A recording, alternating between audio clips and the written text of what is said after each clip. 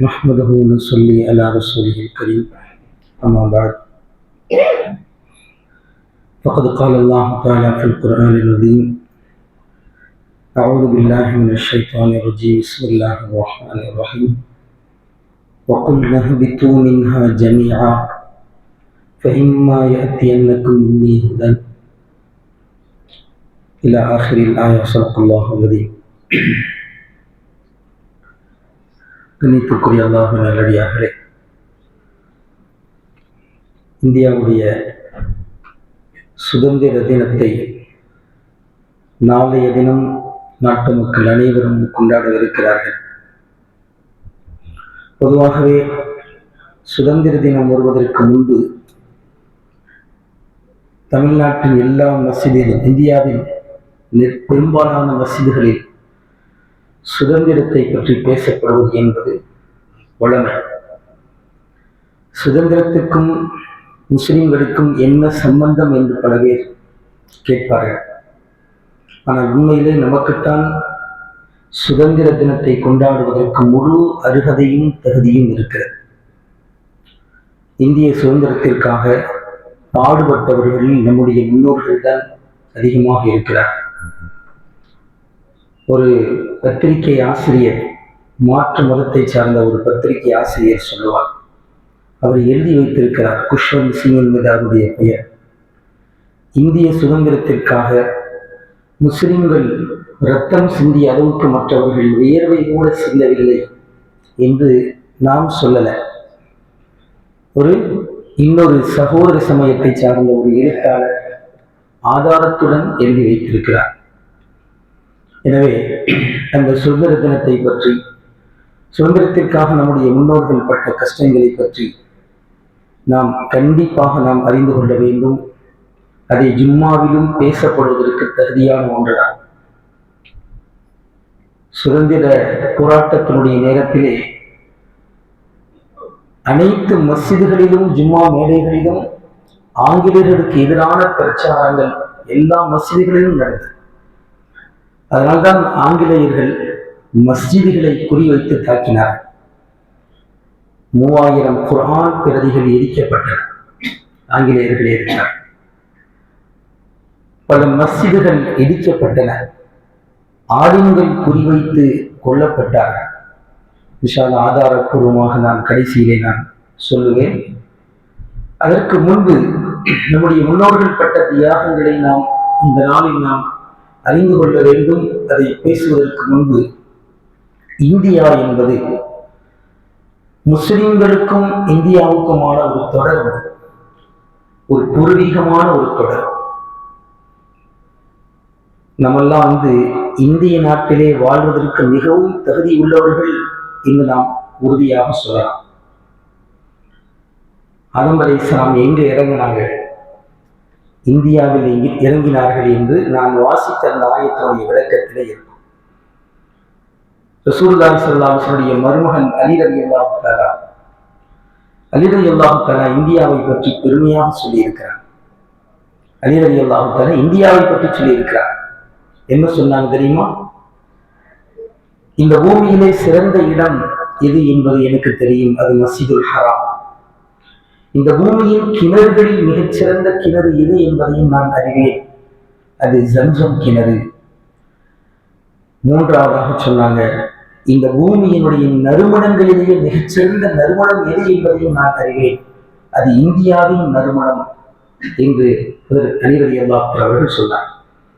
இன்னைக்கும் இந்தியா அன்னைக்கும் சரி இன்னைக்கும் சரி நறுமணப் பொருள்களுக்கு பெயர் போன ஒரு நாடாக இந்தியா இருக்கிறது. ஒண்ணும் இல்லை, அத்தர் இங்கதான் அத்தருக்கு இந்தியா தான் ஃபேமஸ்.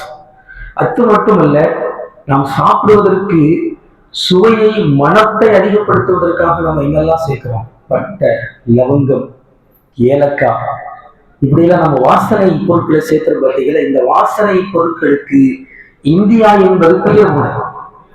என்ன காரணம் தெரியுமா? அலி ரலியல்லாஹு அவர்கள் ஏன் அப்படி சொன்னாங்க?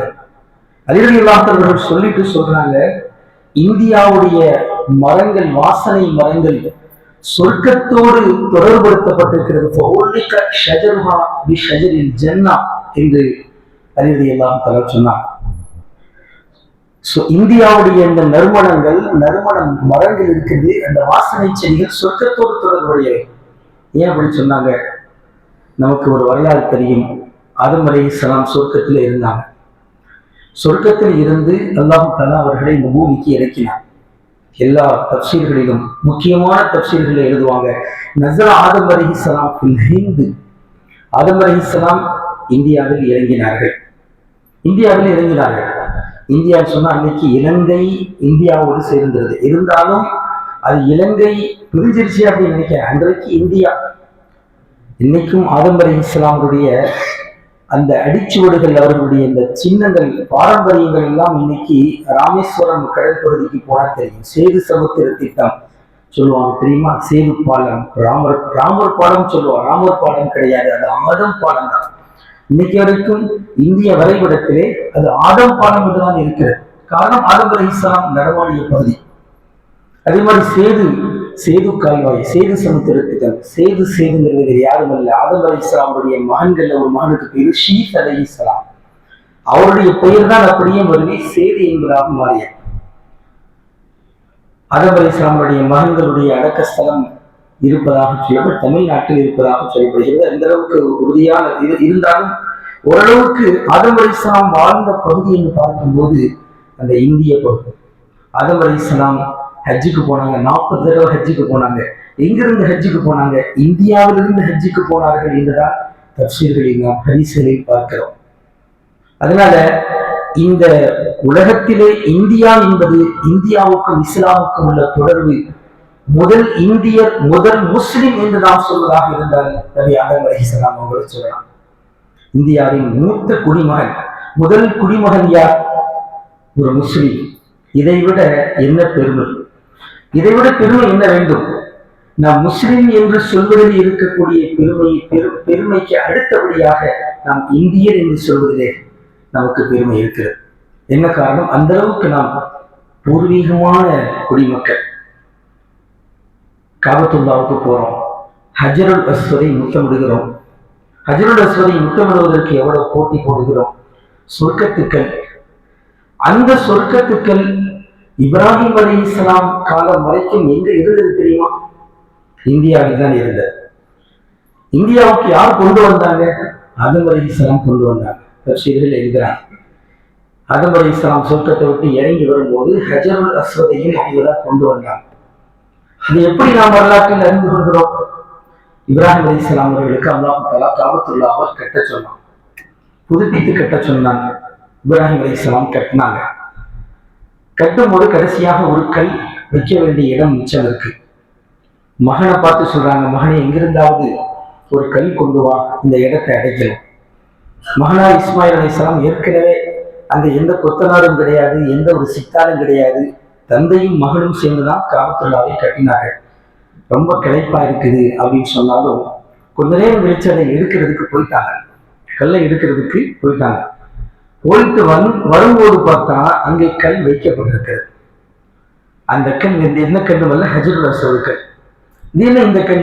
இது எங்கிருந்து வந்துச்சு? நான் தானே, என்னத்தானே கொண்டு வர சொன்னீங்க, இது யார் கொண்டு வந்தார்? மகனே, இதை ஜிப்ரீல் அலைஹிஸ்ஸலாம் கொண்டு வந்தார்கள். தஃப்ஸீர் இப்னு கஸீர் எழுதுறாங்க. எங்கிருந்து கொண்டு வந்தார்கள்? இந்தியாவிலிருந்து கொண்டு வந்தார்கள். இப்ப புரியுதா? அந்த ஹஜருல் அஸ்வத் கல்லு இப்ராஹிம் அலைஹிஸ்ஸலாம் அவர்கள் இந்த கட்டிடத்தை காபத்துல்லாவை கட்டுகின்றவரை எங்க இருந்திருக்குதுன்னா இந்தியாவில் தான் இருக்கிறது. இந்தியாவுக்கு எவ்வளவு பெருமைகள், எவ்வளவு பெருமைகள். அது மட்டுமல்ல, நம்ம நினைக்கிறோம் இந்த உலகத்திலேயே அதிகமான மஸ்ஜிதுகள் எங்கே இருக்கிறது. நம்ம யோசிப்போம் அரபு நாடுகள்ல, சவுதியில தான் அது எங்க பார்த்தாலும் பள்ளிவாசல் கிடையாது. சவுதியை விட அரபு நாடுகளை விட அதிகமாக பள்ளிவாசல் இருக்கக்கூடிய ஒரு 2வது இடத்திலே இந்தியா இருக்கிறது. உலகத்திலேயே அதிகமான பள்ளிவாசல் எடுத்துக்கொண்டால் புள்ளி விவரம் அடிப்படையில் நான் சொல்கிறேன், கிட்டத்தட்ட 7,40,000 மஸ்ஜிதுகள் இருக்கக்கூடிய இந்தோனேஷியா. அதான் முதல் இடம். இந்தோனேஷியா அடிச்சுட்டு என்ன, அதனாலதான் ஹஜ்ஜுக்கு போகும்போது நிறைய அந்த மக்களை நம்ம பார்க்கிறோம். 2வது இடத்துல இந்தியா. 2வது இடத்துல இந்தியா முழுக்க கிட்டத்தட்ட 6 லட்சம் மஸ்ஜிதுகள் இருக்கின்றன.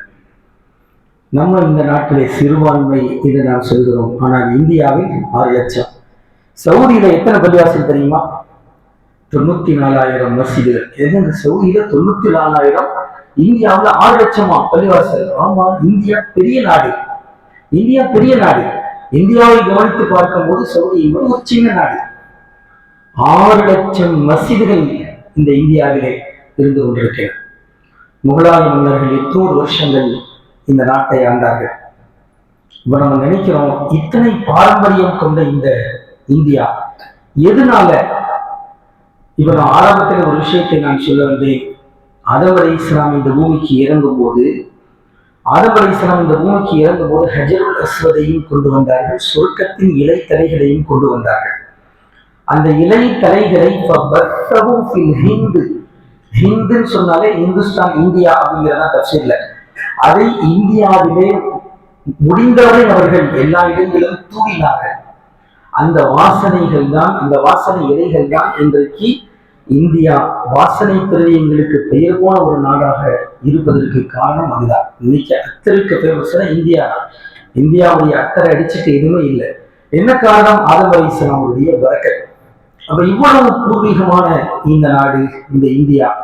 ஏன் நம்ம நினைக்கிறோம் ஆதம் அலைஹிஸ்ஸலாம் முதல் இந்தியர் ஒரு முஸ்லிம், இந்த இந்தியாவுடைய மூத்த குடிமகன் ஒரு முஸ்லிம், முதல் குடிமகன் ஒரு முஸ்லிம் அப்படின்னா ஏன் இந்த இந்திய நாடு முஸ்லிம் நாடாக இல்லை? ஏன் இன்றைக்கு நாம் சிறுபான்மையராக இருக்கிறோம்? அதுக்கு யாரை குறை சொல்ல முடியும்? யாரை குறை சொல்ல முடியும்?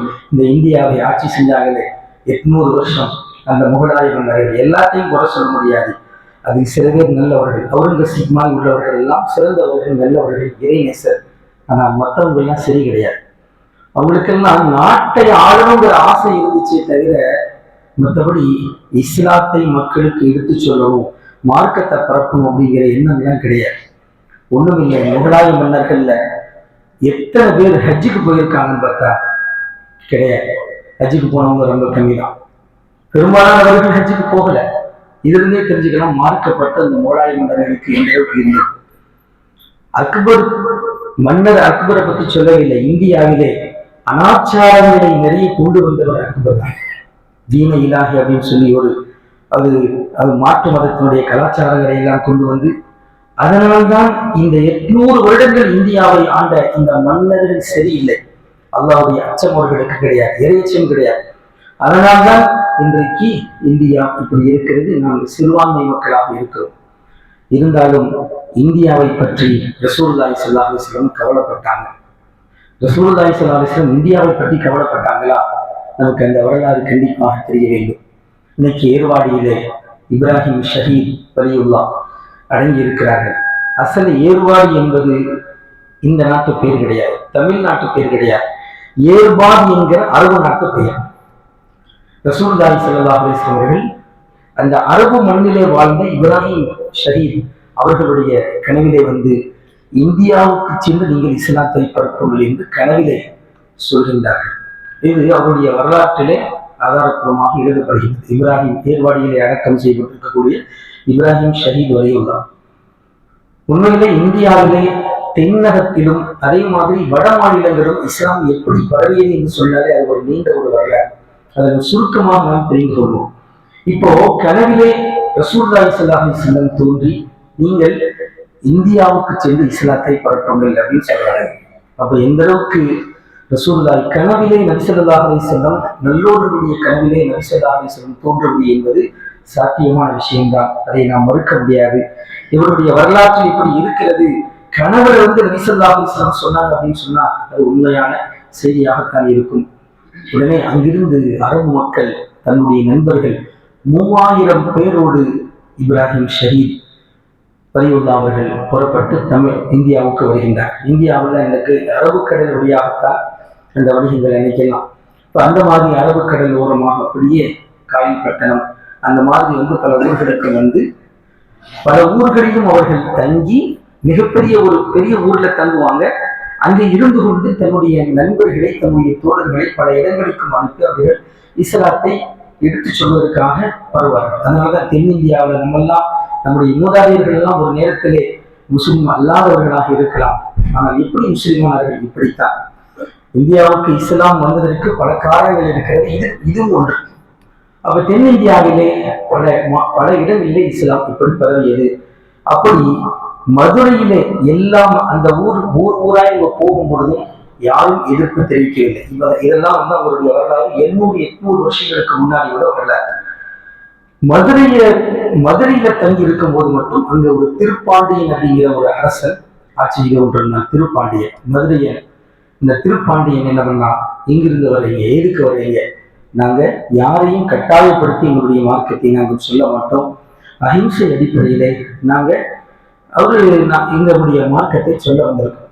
அதெல்லாம் முடியாது, நீ இங்கிருந்து போங்க. அப்ப இப்ராஹிம் ஷஹீத் வழியெல்லாம் வேறு வழி இல்லாமல் அந்த திருப்பாண்டியனுடைய படையோடு சண்டை போட வேண்டிய ஒரு நிலைமைக்கு தள்ளப்பட்டார். சண்டை நடந்துச்சு, போர் நடந்துச்சு. அல்லாஹ் யாருக்கு வெற்றியை தந்தான்?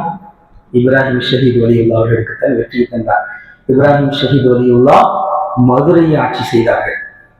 அந்த நேரத்திலே மதுரையை கைப்பற்றி இந்த திருப்பாண்டியன் அவன் தோத்து போய் திருப்பதியிலே போய் தஞ்சம் புகுந்தார். ஆனால் திருப்பதியிலே இருந்தாலும் அவன் தன்னுடைய ஒற்றர்கள் மூலமாக இங்க என்ன நடக்குது அப்படிங்கிறத அவன் கண்காட்சிக்கிட்டே இருந்தான். காரணம், இந்த 3000 பேரும் இந்த நாட்டை சார்ந்தவர்கள் கிடையாது. சொந்த பந்தங்களை விட்டுட்டு வந்தவங்க, மனைவி மக்களை விட்டுட்டு வந்தவங்க, இஸ்லாத்தை பரப்ப வந்தவங்க. என்ன இருந்தாலும் சொந்த ஊருக்கு, அரபு நாட்டுக்கு திரும்ப போகணும். இப்ராஹிம் ஷஹீத் வலியுல்லாஹ் கொஞ்சம் கொஞ்சமாக அவர்கள் இஸ்லாத்தை பரவி கொண்டு கொஞ்சம் கொஞ்சமாக அவர்களை திருப்பி ஊருக்கு அனுப்பி கொண்டிருந்தார்கள். கடைசியில ராமநாதபுரம் பகுதியிலே தங்கி இருக்கக்கூடிய நேரத்துல அவர்களுடைய 3000 பேர் இருந்தவங்க ரொம்ப குறைஞ்சிட்டாங்க. இதை அந்த ஒற்றன் மூலமாக திருப்பாண்டியன் திருப்பதிக்கு போய் தஞ்சம் புகுந்த அந்த திருப்பாண்டியன் அதை அப்படியே அவன் என்ன செய்கிறான், உறவு பார்த்து கொண்டே இருக்கிறான். ஒரு கட்டம் வந்தது, அந்த ராமநாதபுரம் பகுதியிலே அவர்கள் தங்கி இருக்கக்கூடிய நேரத்தில் அவன் படையோடு வந்துட்டான். இப்ப குறைந்த ஆட்கள் தான் இருந்தாலும் அல்லாஹ்வுடைய உதவியோடு அவர்கள் சண்டை போடுகிறார்கள். ஒரு கட்டத்திலே அவனை வீழ்த்தி விடுகின்றார்கள். அவனை தள்ளிடுறாங்க. அவனை இறந்த மாதிரி நடிக்கிறான். அவன் திருப்பாண்டியன் இறந்த மாதிரி செத்து போன மாதிரி நடிக்கிறான். சரி, இறந்துட்டான்னு சொல்லிட்டு அவர்கள் இருக்கும்போது பின்னாடி உடனே கைவடித்து முதுகுக்கு பின்னால் இப்ராஹிம் ஷஹீத் வலியுல்லாஹ் அவர்களை அவன் தாக்குகிறார். அதனால் அவர்கள் அந்த இடத்திலே அவர்களும் அவர்களை சார்ந்தவர்களும், அதனால்தான் அவர்களுடைய அந்த அடக்கஸ்தலம் அங்கே இருக்கிறது. அவர்கள் எல்லாம் இஸ்லாத்தை பரப்ப வந்தவர்கள், இஸ்லாத்தை எடுத்துச் சொல்ல வந்தவர்கள், இஸ்லாமிய மார்க்கத்தை சொல்ல வந்தவர்கள். ஆனால் இன்றைக்கு அவர்கள் பெயரால் பலவிதமான மார்க்கத்துக்கு புறம்பான விஷயங்களை எல்லாம் நம்முடைய மக்கள் செய்து கொண்டிருக்கிறார்கள். அவர்கள் இந்த நோக்கத்திற்காக இந்தியாவுக்கு வந்தார்கள் என்பதையெல்லாம் நாம் சிந்திக்க வேண்டும். இந்த மாதிரி இந்தியா என்பது அந்த காலத்திலும் இந்த காலம் வரை பலவிதமான தியாகங்களுக்கு மத்தியில் தான் இந்தியாவில் இஸ்லாம் இந்த அளவுக்கு பரவியது. ஆக இப்படிப்பட்ட இந்தியா இந்த நேரத்திலே சுதந்திர போரை பற்றி நாம் சொல்ல வேண்டும். நான் எதற்காக இதையெல்லாம் சொல்லிக் கொண்டு வந்தேன் அப்படின்னு சொன்னால், சுதந்திரத்தை பற்றி பேசும்போது, சுதந்திரத்திற்காக நம்முடைய முன்னோர்கள் பட்ட தியாகங்களை பற்றி பேசும்போது அதற்கு முன்னுரையாகத்தான் இந்த விஷயங்களை எல்லாம் உங்களுக்கு சொல்ல வந்தேன். என்ன காரணம் தெரியுமா? ஏன் நம்முடைய இந்தியர்கள் இந்தியா பாகிஸ்தான் பிரிஞ்ச நேரத்துல சில பேர் சொன்னாங்க, நம்ம எல்லாம் பாகிஸ்தானுக்கு போயிடலாம் அப்படின்னு ஆலிம்களுக்கு மத்தியிலே ஒரு மஷ்வரா நடந்தது. அந்த நேரத்தில் நம்முடைய மூத்த உலமாக்கள், இந்தியாவுடைய உலமாக்கள் சொன்னாங்க, நம்ம ஏன் இந்த மண்ணை விட்டு போகணும்? இது நம்முடைய உரிமை, இது நம்முடைய பூமி, இது நம்முடைய தேசம். சொந்த நாட்டை நேசிப்பது என்பது ரசூலுல்லாஹி ஸல்லல்லாஹு அலைஹி வஸல்லம் கற்றுக் கொடுத்த விஷயம். காபத்துல்லாஹ் பிரியும் போது ரசூலுல்லாஹி ஸல்லல்லாஹு அலைஹி வஸல்லம் சொன்னாங்க, அப்படி திரும்பி பார்த்துக்கிட்டே போனாங்க. நபி ஸல்லல்லாஹு அலைஹி வஸல்லம் சொன்னாங்க, கவலையோடு சொன்னாங்க, உன்னை விட்டும் என்னை வெளியேற்றி இருக்காவிட்டால் நான் இந்த ஊரை விட்டும் சென்றிருக்க மாட்டேன். மக்காவை பிரிந்திருக்க மனசில்லை நபி ஸல்லல்லாஹு அலைஹி வஸல்லம் அவர்களுக்கு. சொந்த ஊரை நேசிப்பது என்பது கடமை. நபி ஸல்லல்லாஹு அலைஹி வஸல்லம் வாழ்க்கையிலே நமக்கு ஆதாரம் இருக்கிறது. அப்போ இந்தியா என்பது நம்முடைய நாடு. எதற்காக நாம் பாகிஸ்தானுக்கு போக வேண்டும்? நாம் இந்த ஷஹீதானாலும் இறந்தாலும் இந்த மண்ணில் தான் நாம் ஷஹீதாக வேண்டுமே தவிர, ஆங்கிலேயர்களை எதிர்த்து நாம் போராட வேண்டுமே தவிர நாம் ஒருபோதும் இந்த மண்ணை விட்டு போகக்கூடாது. இருந்து அவர்கள் தியாகம் செய்தார்கள். அன்னைக்கு பார்த்தீங்கன்னு சொன்னா 200 வருஷம் போராட்டம், சுதந்திர போராட்டம் என்பது என்ன, ஆங்கிலேயர்கள் கிட்டத்தட்ட 200 வருஷம் இந்த நாட்டை கைப்பற்றி வச்சிருந்தாங்க. இந்த 200 வருஷத்துல முதல் 150 வருஷம் பாத்தீங்கன்னா முஸ்லிம்கள் மட்டும்தான் போராடினாங்க. கடைசி 50 வருஷத்துல தான் மற்றவங்க போராடி அவங்க பேர் வாங்கிட்டாங்க. மகாத்மா காந்தி எங்க இருந்தார், எப்படி இருந்தார், அவரை யார் பிரபலப்படுத்தினார்கள், அவருக்கு யார் மகாத்மா என்று பட்டம் சூட்டினார்கள், அந்த வரலாறு நமக்கு தெரியுமா? எத்தனை வரலாற்று புத்தகங்கள் அது இருக்கு? எழுத மாட்டான், வரலாற்று புத்தகங்கள் இந்த விஷயத்தை எழுத மாட்டான். ஏன்னா முஸ்லிம்களுக்கு நல்ல பேர் வந்து ஒரு எந்த சமூகத்தினுடைய வரலாறுகள் மறைக்கப்படுமோ அந்த சமூகம் தானாக அழிந்து வரும். அதை கரெக்டா இந்த வரலாற்றை எழுதக்கூடியவர்கள் எல்லாம் இன்றைக்கு அந்த முஸ்லிம்களுக்கு எதிரான சிந்தனை கொண்டவர்கள் தான் இருக்கிறார். நிறைய விஷயங்களை எடுத்துட்டாங்க. திப்பு சுல்தானை பத்தி படிக்கிறவங்க, திப்பு சுல்தான் அப்படியே இருந்தாரு, அவருடைய கோலத்தை பாருங்க, தாடி வச்ச ஒரு சிறந்த ஒரு முஸ்லிம், ஆனா இன்னமும் ஒரு பொம்மை மாதிரி வரைஞ்சு வச்சிருக்காங்க. இவர்தான் திப்பு சுல்தான். திப்பு சுல்தான் தோற்றமே கிடையாது, நிறைய வரலாறுகள் மறைக்கப்பட்டுருச்சு. அந்த மாதிரி அந்த காலத்திலே, அதாவது ஆங்கிலேயர்களுக்கு எதிரான போராட்டத்திலே மிக முக்கியமாக முன்னெடுத்தவர்கள், அன்றைய தலைவர்களில் முக்கியமானவர்கள் ஷேகுல் ஹிந்த் மஹமூது ஹசன் ரஹிமுல்லா. அவங்களுடைய தலைமையில தான் அன்றைக்கு சுதந்திர போராட்டம் என்பது முக்கியமாக நடந்தது. அப்போ அவங்கள மால்டா சிறையில ஆங்கிலேயர்கள் அடைச்சி வச்சிருக்காங்க. அவர்களையும் ஹுசைன் அஹமது மதனி ரஹமது அவர்களையும் மால்டா சிறையில அடைச்சி வச்சு அங்க இருந்து ரொம்ப சித்திரவதை பண்ணாங்க. இடுப்புல டெய்லி என்ன செய்வாங்க, இடுப்புல சூடு வைப்பாங்க. அவர்களுடைய ஜனாசாவை குளிப்பாட்டும் போது இடுப்புல சுத்தமா சிறையே இல்லை, வெறும் இரும்புதான் இருந்துச்சு. என்ன காரணம் கேட்டு போடும்போது சொன்னாங்களா, ஆங்கிலேயர்கள் டெய்லி இரும்ப பழுக்க காய்ச்சி இந்த இடுப்புல சூடு வைப்பாங்க. அப்படி எல்லாம் கஷ்டப்பட்டு அவர்கள் வெளியே வந்து பல நாட்களுக்கு பிறகுதான் வஃபாத்தானார்கள். இருந்தாலும் அந்த மால்டாஸிலிருந்து வெளியே வந்த நேரத்தில் மும்பையில அவர்கள் வந்து இறங்கியவுடன் அவர்களை வரவேற்பதற்காக வேண்டி நிறைய தலைவர்கள் காத்திருந்தார்கள். காரணம், அந்த நேரத்திலே சுதந்திர போராட்டத்திற்கு மிக முக்கியமானவர்கள் யாருன்னு சொன்னா அந்த முகமது ஹசன் ரஹ்மத்துல்லா. நிறைய காங்கிரஸ் தலைவர்கள் காத்திருந்தார்கள். அப்படி கூட்டத்தோடு கூட்டமாக வரவேற்க வந்தவர்கள் ஒருவர் தான் காந்தி. இப்போ மஹமூது ஹசன் அவருடைய தலைமையிலே கூட்டம் நடக்கிறது.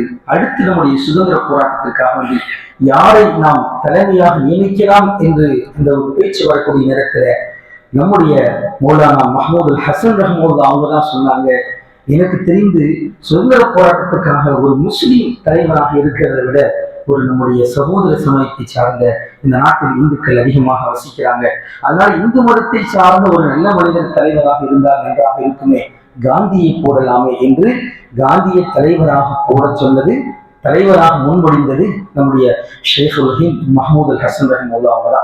சரி, காந்தியை தலைவராக நியமிச்சாச்சு. அடுத்து நம்முடைய மூலாமாக்கள் முகமது ஹசன் ரஹ்மத்துல்லா அவர்களாக இருக்கட்டும், மற்ற நம்முடைய உலமாக்களாக இருக்கட்டும், எல்லா ஊர்களுக்கு போய் ஒவ்வொரு ஊரா போய் காந்தியை அறிமுகப்படுத்துறாங்க. இவர்தான் இனிமேல் சுதந்திர போராட்ட தலைவர் என்று சொல்லி காந்தியை ஊராக அறிமுகப்படுத்துறாங்க. அப்படி அறிமுகப்படுத்தக்கூடிய நேரத்துல ஒரு மேடையிலே, ஒரு ஸ்டேஜில மகாத்மா காந்தியை அறிமுகப்படுத்தக்கூடிய அந்த கூட்டத்துல மௌலானா அப்துல் பாரி ரஹ்மத்துல்லா என்கிற ஒரு ஆலிம் பெருமானார் தான் முதலாக சொன்னாங்க, இவரை நான் காந்தி என்று மட்டும் சொல்ல மாட்டேன், இனிமேல் இவருக்கு நான் மகாத்மா என்று நான் பட்டம் கொடுக்கிறேன் என்று சொல்லி அவருக்கு மகாத்மா காந்தி என்கிற ஒரு பட்டத்தை சூட்டியவரும் நம்முடைய முன்னோர்கள் தான். இதெல்லாம் இந்த வரலாறுகள் எல்லாம் நம்ம பேசுறோம், நமக்குள்ள பேசிக்கிட்டா பத்தாது, எதை நம்முடைய நண்பர்களுக்கு நாம் சொல்ல கடமைப்பட்டிருக்கிறோம். நம்முடைய முன்னோர்கள் எவ்வளவு தியாகம் செய்திருக்கிறார்கள். சொல்ல போனா ஆரம்பத்தில் நான் சொன்னேன், கிட்டத்தட்ட 3000 குரான்கள் எரிக்கப்பட்டிருக்கின்றன. ஆங்கிலேயர்கள் பார்த்தாங்க, முஸ்லிம்களை ஒழிச்சாதான் இந்த நாட்டை நம்ம கைப்பற்ற முடியும், முஸ்லிம்களை முதல்ல ஒழிக்கணும். அதுல முக்கியமாக ஜும்மா மேடையில ஆங்கிலேயர்களை பத்தி பேசுறாங்களே, நம்ம பத்தி பேசுறாங்களே, அந்த ஆலிம்களை ஒழிக்கணும் அப்படின்னு நினைச்சாங்க. ஆலிம்களை கூட்டமாக கொலை செய்தார்கள். ஆலிம்கள் ஆங்கிலேயர்களால் கூட்டமாக கொலை செய்யப்பட்டிருக்கிறார்கள். ஒரு வரலாற்று ஆசிரியர் எழுதுவார், டெல்லி எங்க இருக்கு, பெஷாவர் எங்க இருக்கு, டெல்லியிலிருந்து பெஷாவர் போற வரைக்கும் ஒவ்வொரு மரங்களிலும் ஆலிம்களுடைய சடலங்கள் தொங்கவிடப்பட்டிருந்தன சொல்லுவார். வரலாற்று ஆசிரியர் தாம்சன் அப்படிங்கிற ஒருத்தர் எழுதுவார். வரலாற்று ஆசிரியர் தாம்சன் சொல்லுவார், நான் டெல்லியில கேம்ப்ல தங்கியிருந்த போது மனித உடல்கள் எரிக்கப்படக்கூடிய வாழை வந்துச்சு, நான் எட்டி பார்த்தேன். வரலாற்று ஆசிரியர் எழுத்தாளர் எழுதுகின்றார். வெளியே எட்டி பார்த்தா ஒரு பெரிய நெருப்பு குண்டம், அந்த நெருப்பு குண்டத்தை சுற்றி 40 ஆலிம்கள் நிர்வாணமாக உடம்பில் ஆடை இல்லாமல் கட்டி வைக்கப்பட்டு நிற்க வைக்கப்பட்டிருந்தார்கள். அவங்க அத்தனை பேரையும் ஒவ்வொருத்தரா பிடிச்சி ஆங்கிலேயர்கள் நெருப்புல போடுறாங்க. ஒரு நெருப்புல போடும்போது கேட்கிறானா, எங்களுக்கு எதிராக நீ போராடுவதை நீ விட்டு விடுகிறாயா அல்லது செத்து போறையா அப்படின்னு கேட்கும்போது அந்த ஆங்கிலேயர்கள் ஒருபோதும் உங்களுக்கு உங்களுக்கு உங்களுக்கு உங்களுக்கு சாதகமாக இருக்க மாட்டோம், உயிரே போனாலும் இந்தியாதான் எங்களுடைய உயிர் மூச்சு என்று சொல்லி அவர்கள் உயிரை விட்டார்கள், அவர்கள் சாகடிக்கப்பட்டார்கள் என்று வரலாற்று ஆசிரியர் எழுதுகின்றார். இதெல்லாம் நாம் கவனிக்க வேண்டிய விஷயம். நம்முடைய முன்னோர்களுடைய வரலாறு அந்த அளவுக்கு இருக்கிறது. கேரளாவிலிருந்து ஒரு கூட்ஸ் ட்ரக் வண்டி தெரியுமா? ட்ரக் வண்டினா எப்படி இருக்கும்? அதுல அடைச்சு வச்சா சுத்தமா காத்து வராது. அதாவது தெரியல, அந்த மனிதன் பாசஞ்சர் என்பது வேற. அதாவது அந்த ட்ரக் வண்டியில கேரளாவிலிருந்து கூட்டம் கூட்டமாக அங்கிருக்கக்கூடிய புரட்சி, அதாவது ஆங்கிலேயருக்கு எதிராக போர் செய்த முஸ்லிம்கள் அந்த ட்ரக் வண்டிக்குள்ளே அடைக்கப்பட்டு அவர்கள் அப்படியே கோயம்புத்தூருக்கு அந்த ட்ரெயின் சேருது. கோயம்புத்தூருக்கு அந்த ட்ரெயின் சேரும் போது பார்த்தீங்கன்னு சொன்னா அதில் ஒரு நபர் கூட உயிரோடு இல்லை. அத்தனை பேரும் இறந்து விட்டிருந்தார்கள், அத்தனை பேரும் முஸ்லிம்கள். இதெல்லாம் நாம் கவனிக்க வேண்டிய விஷயம். இவ்வளவு வரலாறுகள் நம்முடைய இந்திய நாட்டுக்காக, இந்திய சுதந்திரத்திற்காக ஆங்கிலேயர்களுக்கு எதிராக போராடி அவர்கள் நம்முடைய முன்னோர்கள் ஷஹீதாகி இருக்கிறார்கள். அதை நான் சொன்னேன், நாட்டுக்காக ஒருவர் தியாகம் செய்வது, உயிரை தியாகம் செய்வது என்பது ஷஹாதத்தாக நிச்சயமாக ஷஹாதத்தாக. காரணம், இது நம்முடைய உரிமை. இந்தியா என்பது, இந்தியர் என்பது நம்முடைய உரிமை. நாம் ஒவ்வொருவரும் இந்தியர்கள். இந்தியாவில் நம்முடைய உரிமைகளை நாம் ஒருபோதும் விட்டுக் கொடுக்க முடியாது. நபி ஸல்லல்லாஹு அலைஹி வஸல்லம் ஒரு சஹாபி கேட்டாங்க, யா ரசூலல்லாஹ், முக்கியமான ஹதீஸ், இதை நீங்கள் எப்போதும் மனதில் வைத்துக் கொள்ளுங்கள், இந்த ஹதீஸை ஒருபோதும் மறக்கக்கூடாது. பல நேரங்களில் இந்த ஹதீஸ் உங்களுக்கு தேவைப்படலாம். ஒரு நபித்தோழர் கேட்கிறாரு, யா ரசூலல்லாஹ், எனக்கு சொந்தமான ஒரு பொருள், நான் ஒரு பொருளை, ஒரு சொத்து, அதை ஒரு திருட எங்கிட்ட இருந்து அபகரிக்க பார்க்கிறான். எங்கிட்ட இருந்து அந்த திருட பார்க்கிறான், அவன் என்ன மிரட்டுறான், கத்தி காத்து மிரட்டுறான். இந்த பொருளை நீ கொடுக்கலன்னு சொன்னா உன்னை கொன்றுவான். இப்ப நான் அந்த பொருளை கொடுக்கட்டுமா, என் உயிர் போய்விடும் என்கிற பயந்த பொருளை கொடுக்கட்டுமா? இஸ்லாமிய நடைமுறை என்ன, அதில் இஸ்லாத்தினுடைய வழிமுறை என்ன?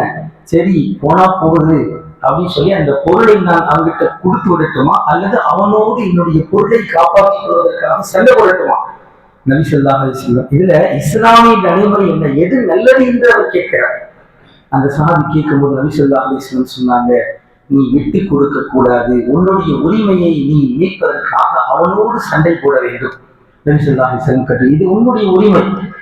இந்தியாவில் நம்முடைய உரிமைகளை பெறுவதற்காக வேண்டி நாம் போராடுவது, அஹிம்சை வழியிலே போராடுவது இது முக்கியமானது என்பதற்கு இந்த ஹதீஸ் முக்கியமான விஷயம். நீ உன்னுடைய பொருளை காப்பாற்றிக் கொள்வதற்கு நீ அவனோடு சண்டை போட வேண்டும் என்று நபி ஸல்லல்லாஹு அலைஹி வஸல்லம் சொல்றாங்க. அடுத்து அந்த சஹாபி கேட்கிறார், அந்த சஹாபி கேட்கிற அவருக்காக இல்லை, நமக்கும் சேர்ந்துதான். அப்ப அந்த சஹாபி கேட்கிறாரு, யா ரசூலல்லாஹ், அந்த மாதிரி நான் சண்டை போடும் போது அவனை நான் கொன்று விட்டால் அவனுடைய நிலைமை என்ன கேட்கிறாங்க. அவனை நான் என்னுடைய பொருளை காப்பாற்றிக் கொள்வதற்காக நான் அவனோடு சண்டை போடுகிறேன், நான் அவனை கொன்று விட்டால் அவனுடைய நிலைமை என்ன? அவன் நரகவாதின்னு சொன்னாங்க நபி ஸல்லல்லாஹு அலைஹி வஸல்லம். அடுத்து அந்த சஹாபி திருப்பி கேட்கிறாரு, யா ரசூலல்லாஹ், அவன் என்னை கொன்று விட்டால் என்னுடைய நிலைமை என்ன? ரெண்டு பேரும் சண்டை போடும்போது என்னுடைய பொருளை பாதுகாக்கிறதுக்கு நான் சண்டை போடும்போது அவன் என்னை கொன்று விட்டார். நீ சொன்னாங்க, நீ சொர்க்கவாதி, நீ ஷஹீது நாங்க நபி ஸல்லல்லாஹு அலைஹி வஸல்லம். இந்த அடிப்படையிலே சுதந்திரத்திற்காக பாடுபட்ட நம்முடைய முன்னோர்கள் அத்தனை பேரும் ஷஹீதுகள், சுகதாக்கள், அதிலே சந்தேகம் கிடையாது.